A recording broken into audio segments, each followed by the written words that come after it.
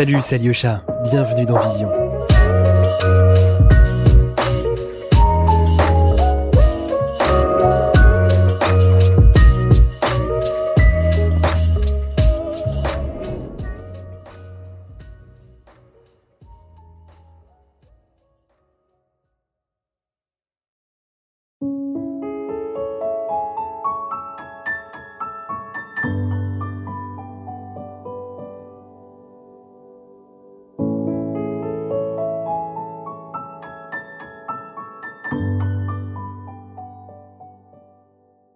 J'ai choisi une photo extraite de ma série Missing Stories qui s'intitule The Storyteller et que j'ai réalisée en 2012. C'est une photographie qui représente deux jeunes hommes âgés d'une vingtaine d'années environ.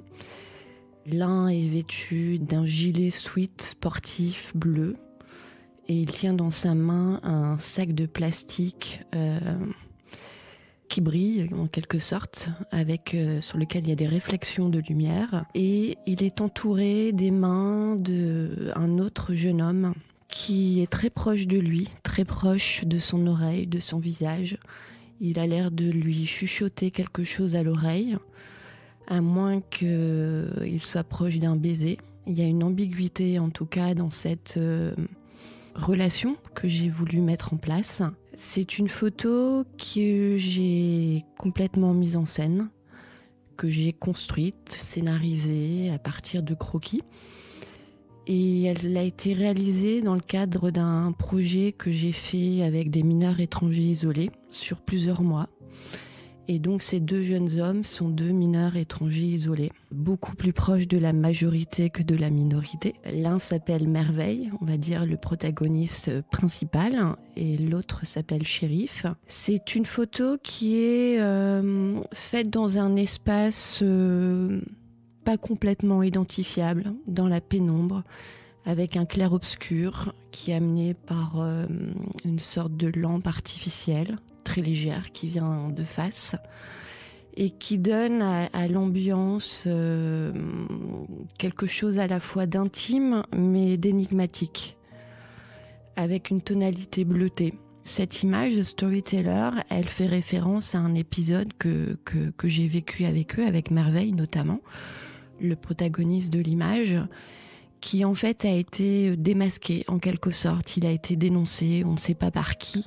Les autorités ont appris qu'en réalité il était majeur, qu'en réalité il avait une famille en France.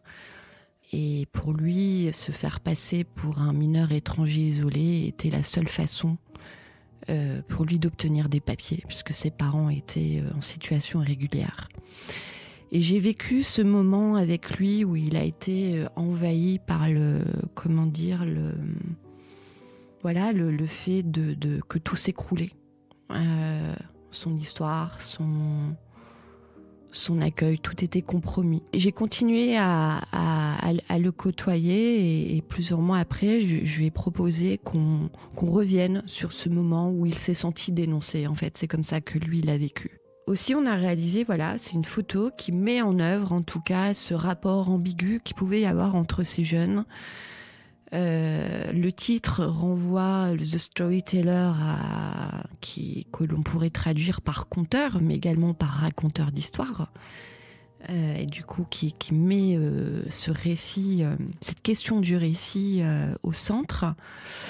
Et je me suis inspirée pour cette photographie de ce tableau du Caravage, de l'arrestation du Christ, ou qu'on appelle aussi le baiser de Judas. Dans sa composition, dans son clair-obscur, dans son intensité dramatique, mais surtout dans ce qui se jouait entre Judas et le Christ, puisqu'il y a une proximité des corps et des tensions, il y a une très très grande ambiguïté dans cette image sur laquelle je me suis appuyée pour construire la mienne.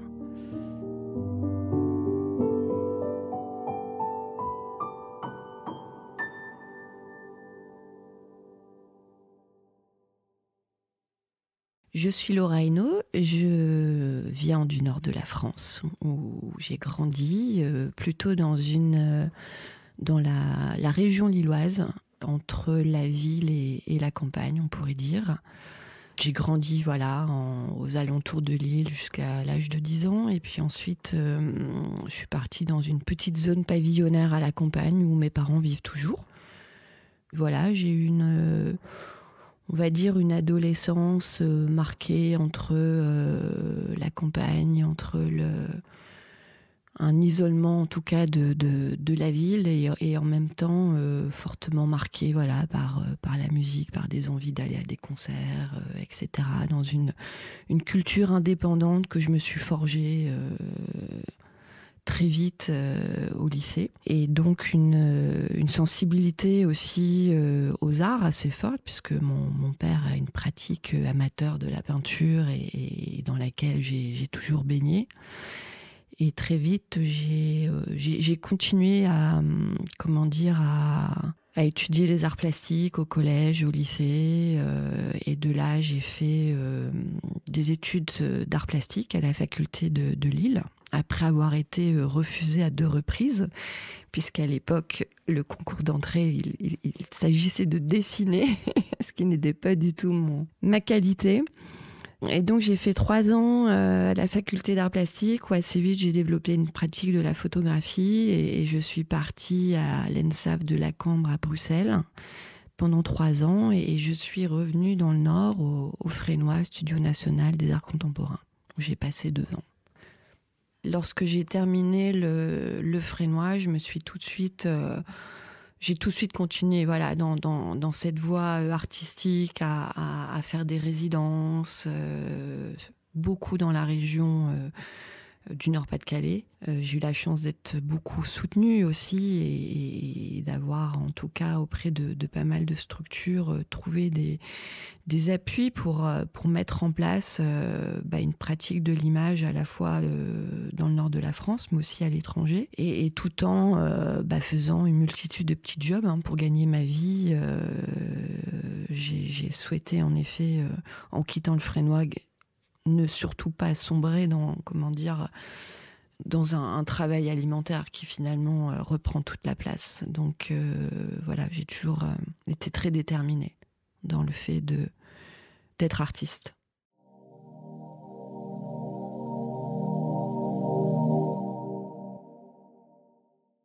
Mon premier souvenir vraiment lié à la photographie, c'est lorsque j'avais une 12aine d'années.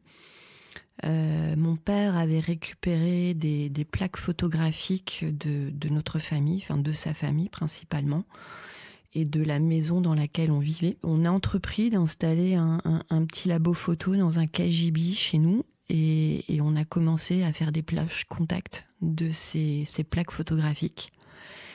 Et mon premier souvenir de la photographie est vraiment lié à ça, à voir ces images se révéler dans le bac, de voir ces images de famille, de reconnaître en tout cas ma grand-mère, ma maison, donc des photos qui a été faites principalement dans les années 30. Et donc voilà, ça a été ça, ce petit labo photo, il est toujours dans son cagibi chez mes parents avec... c'est devenu un vrai placard aussi, mais ce qui m'a vraiment amené à cette magie de la révélation, en tout cas, de l'image en train d'apparaître. Et puis voilà, c'est pas pour ça que j'ai développé une pratique de la prise de vue à ce moment-là. Ça, c'est venu vraiment beaucoup plus tard en intégrant la fac d'art plastique, où j'ai vraiment commencé à travailler la photographie par le Polaroid, par, une fois encore, l'image qui se révèle aussi devant nous, finalement.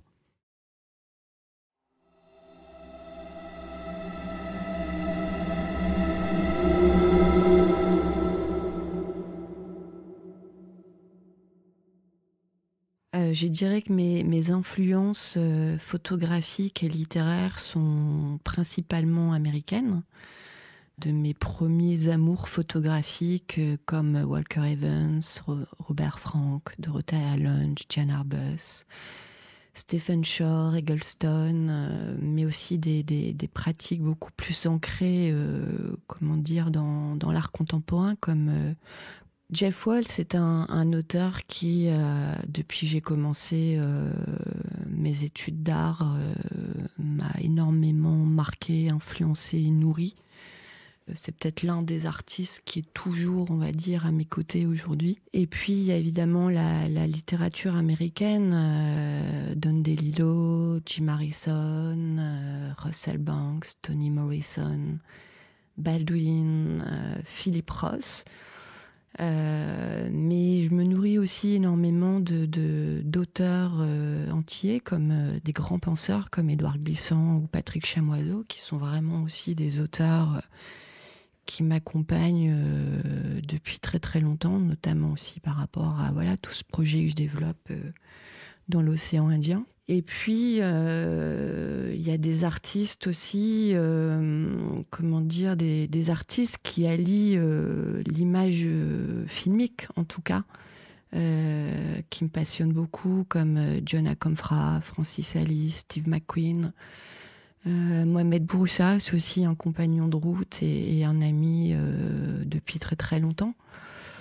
Et puis voilà, du côté du cinéma, c'est aussi un peu des cinémas particuliers, comme celui de Wang Bing, de Roberto Minervini, Peter Watkins, Gianfranco Rossi. Enfin, je regarde aussi beaucoup ce qui se fait en approche documentaire.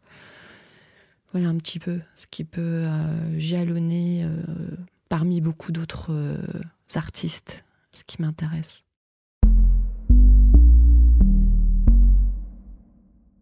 C'est une photographie qui s'est rapprochée au fil du temps de l'humain, je dirais, de situations de vie existentielles, de plus en plus ancrées dans des réalités marginales, des espaces de résistance. En fait, je suis partie d'une approche de la photographie qui était plutôt métaphorique, qui ne se voulait surtout pas ancrée dans le réel, mais qui s'étirait vers des espaces fictionnels, des entre-deux, des rapports de tension entre les personnages et leur environnement.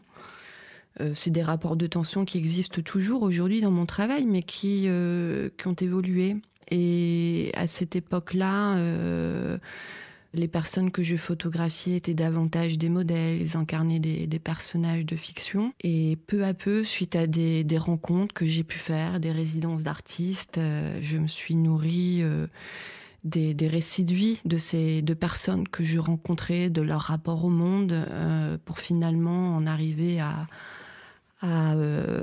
interroger un petit peu des communautés qui vivent ou survivent en marge de la société. Donc pour moi, c'est une approche qui est avant tout un moyen d'interroger le monde, d'en saisir la complexité, d'essayer de la restituer par fragments. C'est aussi une façon d'aborder le politique par le poétique. Et c'est une photographie, je dirais, qui, malgré les problématiques abordées, fait un pas de côté par rapport à son rapport au documentaire, par rapport aux réalités qu'elle essaie de dépeindre. J'essaye toujours d'instaurer une grande proximité entre le regardeur et les personnes que je photographie. C'est aussi toujours l'idée de déplacer un regard, de montrer différemment des réalités qui, à mon sens, sont souvent stigmatisées. C'est une démarche qui s'inscrit vraiment dans le temps, parce que j'aborde des territoires qui sont complexes, comme l'archipel des Comores, par exemple, ou dans un autre registre, cette communauté à Slab City. Pour moi, c'est toujours un temps aussi dont j'ai besoin pour me saisir des choses, pour trouver aussi la façon la plus juste de restituer ces situations existentielles, d'être au plus proche de ces vies et aussi de mon propre ressenti, de ce que j'en perçois. Donc moi, c'est un temps aussi dont j'ai besoin en tant qu'artiste, en tant qu'auteur. Vous écoutez Vision, podcast de la photographie contemporaine. Si je me suis intéressée à la mise en scène dès les débuts de la photographie, c'est justement que j'avais une incapacité à me saisir du réel. En tout cas, c'était pas du tout ce qui m'intéressait. Moi, dès mes premières images, j'ai tout de suite travaillé sur des des images fictionnelles, des bribes narratives. J'écrivais aussi des nouvelles. Et donc, c'était vraiment ça qui m'intéressait, c'est-à-dire de scénariser des images, de construire des images que j'avais en tête, de construire des espaces de tension, mais que je créais. Et en ça, je me dégageais très... Enfin, je me souviens, les jeunes photographes qui étaient étudiants avec moi étaient tous inscrits dans des démarches de reportage, documentaires, etc. Moi, c'était pas ma place. Enfin, ça m'attirait pas, tout simplement. Je pense qu'après, c'est des choses auxquelles je suis venue après par justement des rencontres. Des rencontres avec des personnes, avec des sujets, avec des problématiques, avec aussi une envie de questionner le monde autrement. Et donc, je dirais que c'est vraiment en 2008-2009 que j'ai commencé à opérer un tournant dans mon travail, à être beaucoup plus inscrite dans les réalités des gens que je photographiais. L'une des premières rencontres qui m'a amenée à faire évoluer mon travail, c'est celle que j'ai faite avec Sébastien, un adolescent, lorsque j'étais en résidence d'artiste. Et c'est un jeune Rwandais qui avait été adopté par une famille française suite au génocide des Tutsis. Ses parents avaient été assassinés. Et lorsque j'ai fait cette rencontre, que j'en ai fait un portrait, évidemment, il y avait une telle charge dans son récit, dans sa vie, que ça m'a évidemment bousculée. Donc j'ai fait un portrait de lui qui se réfère pas à toute son histoire, mais c'est ce qui m'a amené aussi à avoir envie, voilà, de me confronter finalement à des réalités du monde et à me rapprocher des gens que je photographiais, à penser des images par rapport à eux. Et en ce sens, c'était très différent de mon approche jusqu'alors, puisqu'il s'agissait plus de modèles que je recrutais en faisant du casting sauvage, qui incarnaient en tout cas une vision d'une adolescence comme ça, un peu métaphorique. Et donc, on était dans un rapport, en effet, totalement fictionnel dans ces images. Et après cette rencontre avec Sébastien, j'ai eu envie j'ai eu l'occasion de faire une résidence d'artiste dans un centre médico-psychologique pour adolescents à Dunkerque. Et donc, pendant 1 an et demi, j'ai côtoyé des jeunes qui étaient accompagnés pour différents troubles liés à leur corps, à leur représentation. Donc ça pouvait être des jeunes filles anorexiques, des jeunes filles obèses, ça pouvait être des jeunes dépressifs, en tout cas des jeunes qui étaient vraiment dans des grandes fragilités. Et pour moi, quand j'ai commencé ce travail avec eux, c'était essentiel aussi finalement de garder quand même aussi une démarche fictionnelle. De mise en scène, de récits, mais évidemment des approches qui laissaient aussi transparaître des fragilités sans non plus stigmatiser leur maladie. Donc c'est pour ça que c'est un travail photo qui s'inscrit dans une série générale qui s'appelle Summer Crossing, autour de l'adolescence, sans que soit précisé lesquelles ont été faites via ces jeunes du CMP et lesquels sont des ados, on va dire, rencontrés autrement, qui sont peut-être moins confrontés à des parcours de vie complexes. Mais c'est vraiment voilà, ces moments-là charnières qui m'ont poussée à me questionner aussi dans mon rapport à l'image, dans l'image qu'on donne de l'autre, des situations qu'il vit, et ça m'a amené à des questionnements nouveaux qui, moi, étaient toujours...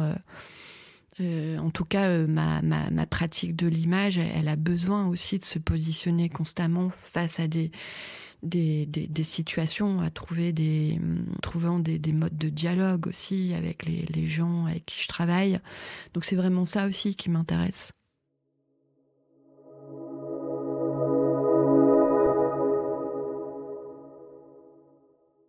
À l'époque où je faisais ce projet à Dunkerque, dans ce centre médico-psychologique pour ados, je faisais énormément de repérage en voiture, surtout le littoral, entre Dunkerque, entre Calais. Donc, on était quand même on était en 2007, 2008, 2009.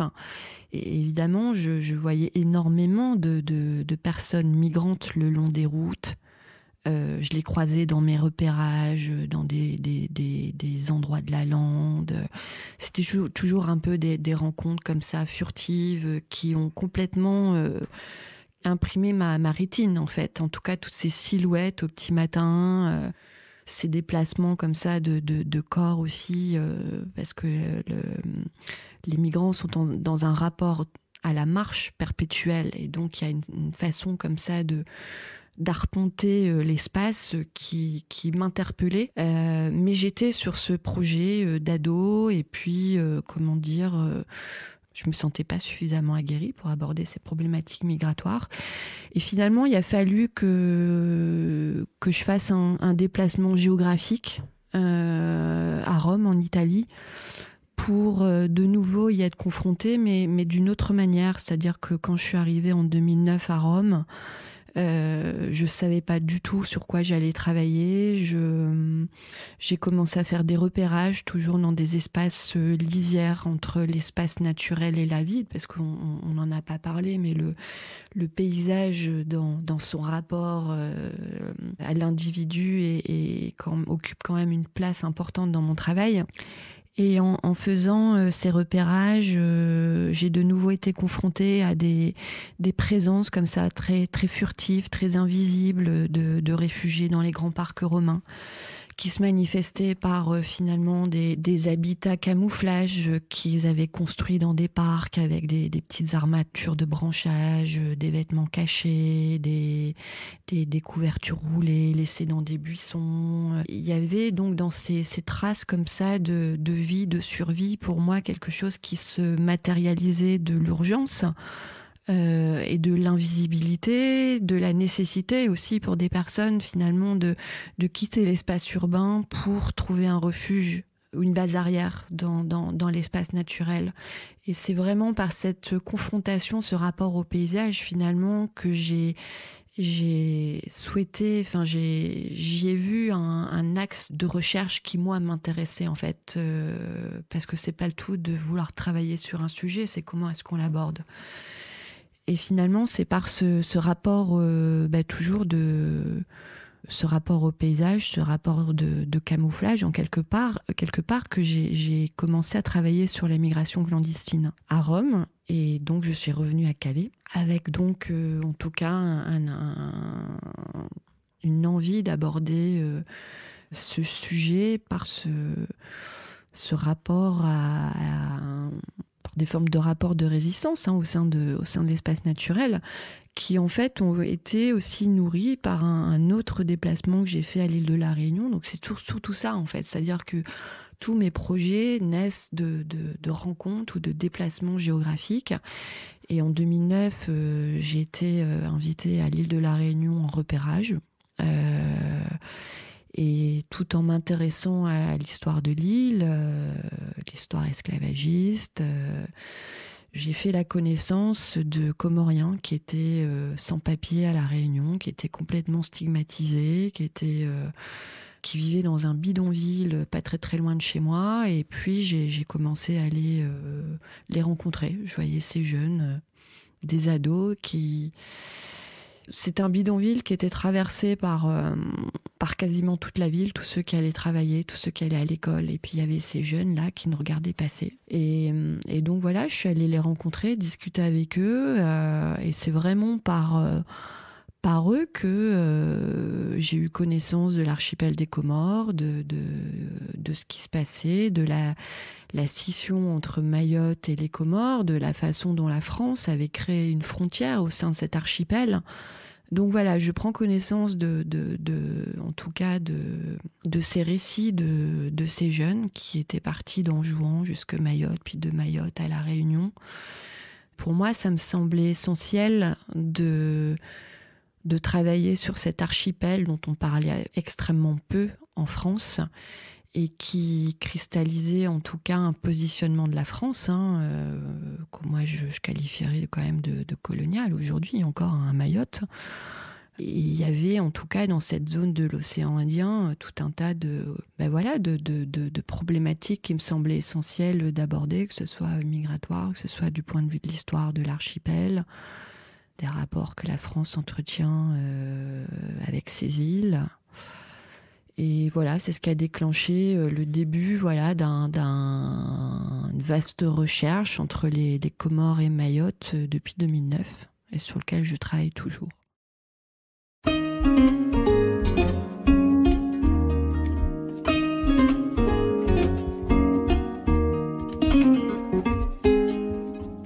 Suite à ce projet, la 5e île que j'ai réalisé en collaboration avec des jeunes Comoriens à l'île de la Réunion, j'ai pu me rendre en 2013 pour la première fois aux Comores, et cette fois c'était dans l'idée de travailler autour des passeurs. Je savais qu'aux Comores, les passeurs utilisaient des enfants pour piloter les bateaux à leur place, pour leur faire prendre tous les risques, puisque comme aussi ils sont mineurs, s'ils se font arrêter par la police aux frontières, ils ne vont pas en prison. Et donc c'était vraiment un pendant entre ce projet dont je parlais tout à l'heure sur les mineurs étrangers isolés en Europe, et puis finalement aussi ces enfants passeurs qui sont aussi un des rouages de la migration clandestine.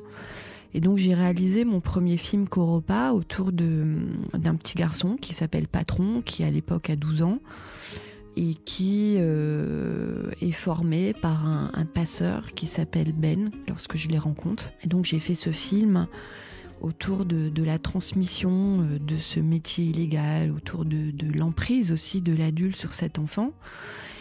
Ça a été une rencontre déterminante qui évidemment m'a donné envie de les suivre dans le temps. Donc je me suis rendue pendant plusieurs années aux Comores pour travailler avec Ben, pour travailler avec Patron, mais aussi pour travailler avec tous les cousins de Patron, tous ces enfants qui étaient eux-mêmes, qui étaient également formés par Ben pour être passeurs. Et donc j'ai fait cette série qui s'appelle Samboro, qui est à la fois un projet d'installation vidéo et une série de photos autour de ces petits pilotes qui ont entre 12 et 14 ans et qui s'entraînent sur ce même bateau, celui qui a servi à la formation aussi de Patron. Et là, en fait, à partir de ce projet aux Comores, j'ai revu ma façon de travailler. C'est-à-dire qu'il n'était plus question de travailler à la chambre, de travailler sur des photographies mises en scène. Il y avait en tout cas des situations de vie, des urgences auxquelles il fallait s'adapter de manière beaucoup plus rapide. Et c'est pour ça aussi que je suis passée au film et que quand je suis partie aux Comores, j'ai juste emmené un appareil photo numérique. Il n'était pas question de travailler à la chambre. Et donc cette série de photos s'est faite entre 2016 et 2017. Et je suis à bord de ce petit Kwassa Kwassa, qui est une petite barque de pêche qui est quasiment à ras de l'eau. Et en fait, il n'y a pas de mise en scène dans ces images, dans le sens où on pilote. Les enfants pilotent. Et ce qui m'intéressait, c'était de ce que tu soulignais, c'est qu'il y a toute une gestuelle de ces enfants par rapport à la machine, par rapport à la façon dont ils tiennent la barre, par rapport à dont ils tiennent leur rame, une rame qu'ils ont peint en rose. Donc c'est à la fois des enfants, c'est ce que j'ai essayé de restituer, c'est-à-dire des enfants qui sont pris dans un système pour lequel ils n'ont pas d'alternative aussi, d'alternative professionnelle, clairement. Et donc il y a dans ce projet toujours une recherche d'équilibre entre la posture de ces enfants par rapport au moteur, mais aussi par rapport au paysage derrière eux. Cet îlot qui figure Samboro, qui est en fait un îlot qui fait partie de Mayotte, donc qui se situe dans les eaux françaises et qui est en fait un îlot sur lequel beaucoup de passeurs abandonnent en pleine nuit leurs passagers en leur faisant croire qu'ils sont arrivés à Mayotte. Donc il y a dans cet îlot une espèce de c'est la première désillusion en tout cas du voyage migratoire, et qui est aussi une espèce d'emprisonnement, puisqu'en fait ils se retrouvent isolés comme ça sur cette île où il n'y a rien et il faut qu'ils se démerdent pour rejoindre Mayotte.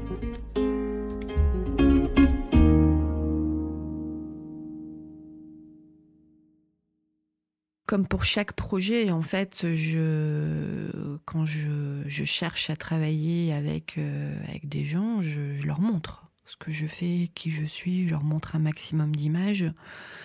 Évidemment, je prends pas d'images, je prends beaucoup de temps, plusieurs semaines avant de faire des images. Je passe du temps avec eux, parce que déjà, il faut que je les connaisse. Il faut que ce lien de confiance, il se mette en place. Parce que ce temps, j'en ai besoin aussi pour comprendre ce qui se joue devant moi, pour aussi voir comment je vais pouvoir l'aborder. Et donc, il y a tout ce temps qui est là. Comme je le disais, par exemple, ce portrait de Fayal, je l'ai fait en 2017 et je le connais depuis 2013. Donc au départ, c'est surtout aux adultes aussi. Je veux dire, c'est comment dire, il y avait Ben qui les formait, donc c'est déjà un lien de confiance qui s'était mis en place avec un passeur. Donc ça aussi, c'est aussi comment dire, il y a que le temps qui fait que la confiance, elle se met en place, et puis en leur montrant aussi constamment ce qu'on est en train de faire. Et en leur expliquant aussi les démarches, les images. On parle beaucoup d'images, en fait. Quand je leur montre une image que j'ai fait d'eux ou que j'ai envie de refaire, on en discute. On parle aussi de ce rapport à la lumière, à la position, de ce que j'ai envie de dire, de pourquoi je trouve ça intéressant. Donc c'est des choses c'est un dialogue. C'est un dialogue qui est perpétuel, qui est jamais acquis non plus, puisque même si y a des relations de confiance, elles peuvent vriller du jour au lendemain, et il faut la remettre en place, et il faut la reprendre, et c'est en ça que c'est ça aussi qui m'intéresse avant tout, c'est comment on construit un dialogue par l'image pour mettre en place un projet artistique avec la complicité des personnes qui en sont le sujet. Comment est-ce qu'on restitue au plus juste toutes ces réalités sans aussi en conservant aussi une éthique dans le rapport à l'autre, dans l'image qu'on en donne. C'est au quotidien en fait des réajustements permanents. Vous écoutez Vision. Suivez-nous sur Instagram pour plus de news et de photos.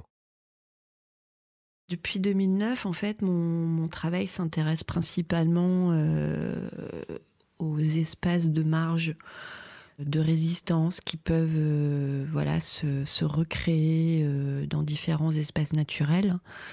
Et en 2007 ou 2008, j'avais vu ce film de Gianfranco Rossi qu'il a fait à Slab City, qui s'appelle Below the Sea Level. Et forcément, ça avait vraiment retenu mon attention dans ce rapport de survie dans le désert dans lequel se trouve cette population aux États-Unis. Et donc ce lieu m'était resté vraiment en tête. Et en 2016, j'ai commencé vraiment à y repenser, parce que ça faisait quand même quelques années que je travaillais sur les problématiques migratoires, que je travaillais surtout dans l'océan Indien. Et voilà, j'avais envie d'arpenter de nouveaux territoires, de nouveaux questionnements. Et donc, avant de m'y rendre pour la première fois en 2017, j'ai préparé ce projet. Donc, c'est vraiment un projet comme beaucoup que j'ai monté moi-même, pour lequel j'ai sollicité des soutiens. Et donc, je m'étais beaucoup documentée avant d'y aller. Et puis voilà, après on se confronte à la réalité du lieu et il faut trouver aussi sa façon d'aborder les choses, d'autant que c'est un lieu qui est beaucoup photographié, qui est très médiatisé, mais souvent sous un nom comme ça, très voyeuriste, très tape à l'œil, trash. Donc comment est-ce qu'on aussi, là aussi, on fait un pas de côté pour finalement s'approprier le lieu. Et ça, voilà, ça passe par la vie sur place que j'ai décidé d'avoir, par un travail d'immersion qui caractérise en général mon travail, mais qui est là beaucoup plus évident, puisque là, il s'agissait aussi de vivre dans une caravane, dans le désert, à Slap City. Et c'est une expérience qui était pour moi essentielle pour comprendre ce qui se passait.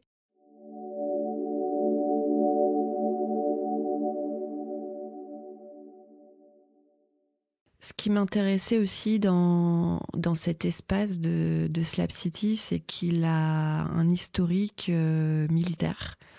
C'est à la base un ancien camp militaire qui s'appelle le camp Dunlap, qui avait été créé pour former les militaires à la Seconde Guerre mondiale et qui a été démantelé en 1956.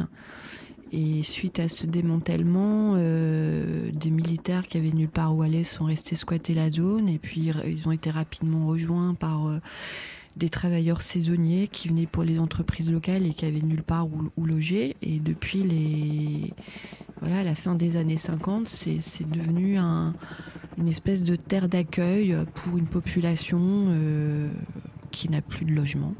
En majorité. Ce lieu reste toujours enclavé dans une des plus grosses bases militaires aériennes en activité aux États-Unis, qui sert de camp d'entraînement pour les Marines qui sont envoyés au Moyen-Orient.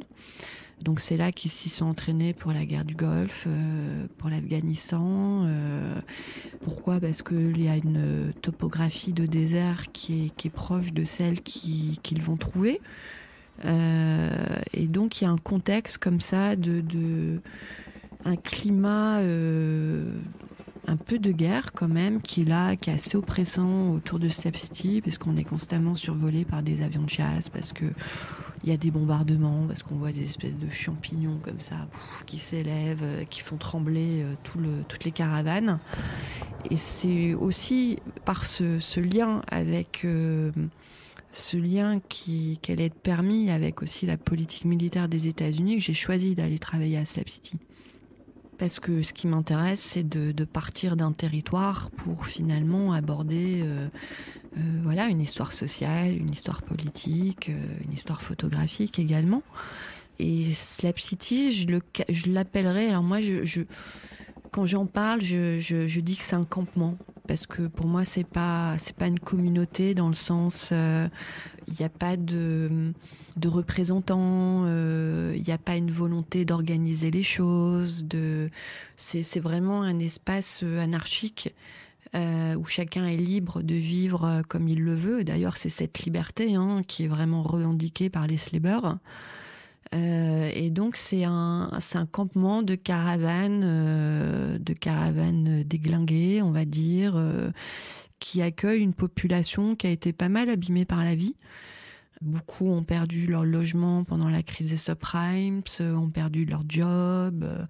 Il y a aussi beaucoup de gens qui ont, des vraies fractures mentales, familiales, qui les a conduits finalement à retrouver dans cet espace une forme de compréhension du monde, en tout cas, c'est un lieu où la normalité, elle est pas celle que nous on connaît.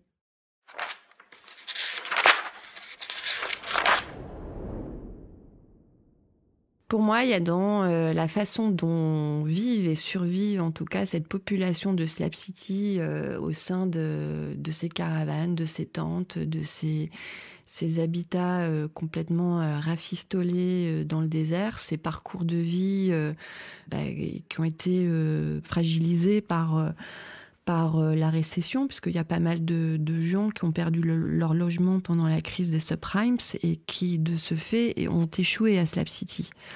Et finalement, quelque part, il y avait pour moi une forme comme ça de répétition dans l'histoire entre toute cette population migrante dans les années 30 qui avait été photographiée par Dorothy Lange et la FSA suite à la Grande Dépression et qui avait migré en Californie, donc pour des raisons aussi différentes, puisqu'il y avait évidemment la Grande Dépression, mais il y avait aussi le Dust Bowl qui avait conduit toute une population de fermiers sur les routes migratoires vers la Californie et qui se sont retrouvés comme ça à devoir survivre dans des tentes sur les bords de la route. Et donc cette commande de la FSA, moi, elle m'a toujours évidemment nourrie. Ça a été un de mes premiers rapports aussi à la photographie documentaire, à la photographie documentaire américaine à laquelle j'ai été sensible. Et pour moi, il y avait une façon de pointer en faisant dans certaines de mes images des liens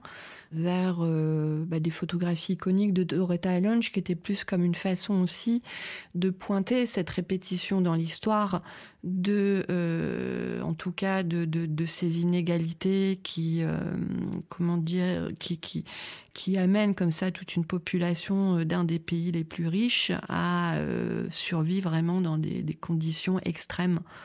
Donc évidemment, l'époque est très différente. La crise économique n'a rien à voir avec la Grande Dépression. Mais il y a quand même toujours un déséquilibre dans ces rapports de vie. Et donc en faisant aussi des recherches sur notamment tout le pan abordé par Dorothy Lange en Californie, j'ai aussi retrouvé des images qu'elle a pu faire à Island, qui est le village le plus proche de Slab City, où on se ravitaille en fait, qui est l'endroit où il y a une épicerie, où on peut acheter de l'eau et de quoi manger. Et donc voilà, pour moi c'est assez essentiel quand ce que j'essaye toujours de faire, de travailler sur un territoire et d'allier comme ça une forme d'histoire de la photographie, mais aussi parce qu'elle a pu représenter la récession économique et de pointer comme ça cet écho contemporain qui, à mon sens, peut s'incarner au travers de la façon de survivre des slaveurs.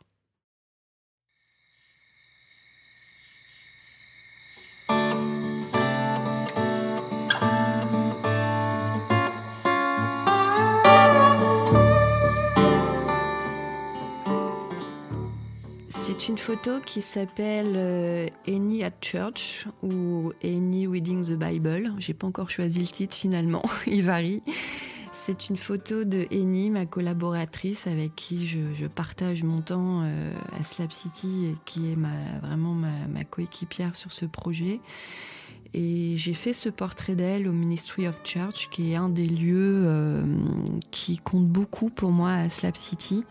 Qu'a créé Pasteur Dave, un autre de mes protagonistes, et qui est une espèce d'église à ciel ouvert, faite de tentures et d'une armature de tentes militaires. Donc encore une fois, on a quand même aussi un rapport aux matériaux militaires qui est présent dans les fondations de certaines structures. Et cette église, elle a un côté comme ça un peu dantesque, avec ses voiles qui volent au vent. Et c'est un lieu assez paisible qui est constitué de vieux fauteuils récupérés qui sont complètement défraîchis par le soleil, mais aussi par la pluie. Et qui était un peu devenu notre QG, d'une part parce que j'avais décidé de suivre certaines personnes qui freiquentent ce Ministry of Church, comme Pasteur Dave, Nicolas, mais aussi les familles comme Marianne, comme Raven. Et c'était aussi devenu un lieu où nous-mêmes, on allait se poser, simplement. On avait toujours Pasteur Dave qui traînait dans le coin, qui est quelqu'un qui parlait très peu, qui devenait très prolifique dès qu'on parlait de la Bible, mais qui parlait extrêmement peu de lui-même. Et en fait, on avait commencé à aller le voir tous les jours et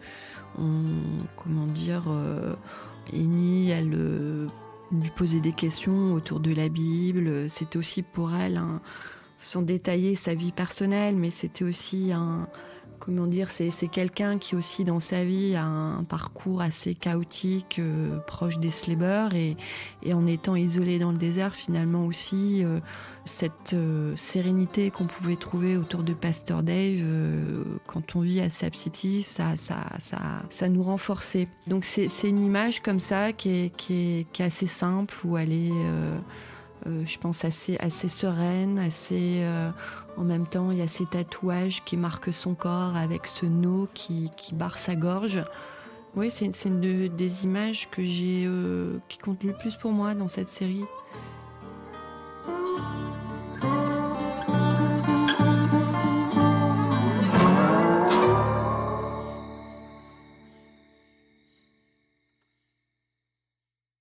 Dans mes photos, je dirais que c'est le temps de l'incertitude, le temps du trouble, de l'ambiguïté,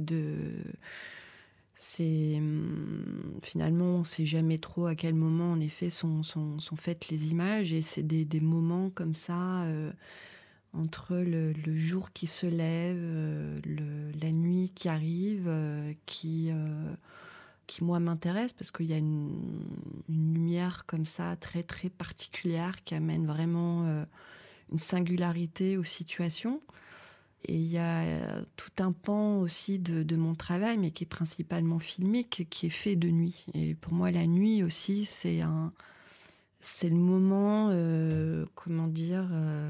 des clandestinités, c'est le moment des espaces de marge, c'est un manque de lisibilité que en fait, c'est une façon de pointer finalement la complexité des choses, d'entremêler des réalités différentes, d'amener aussi des états poétiques à des situations qui sont pourtant ancrées dans des réalités complexes. Et donc, c'est un temps trouble.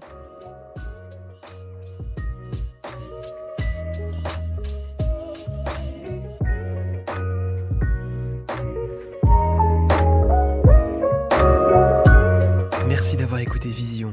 Si le podcast vous a plu, abonnez-vous et partagez-le autour de vous. Laissez-nous une note et votre avis. Ça nous aide beaucoup. À bientôt.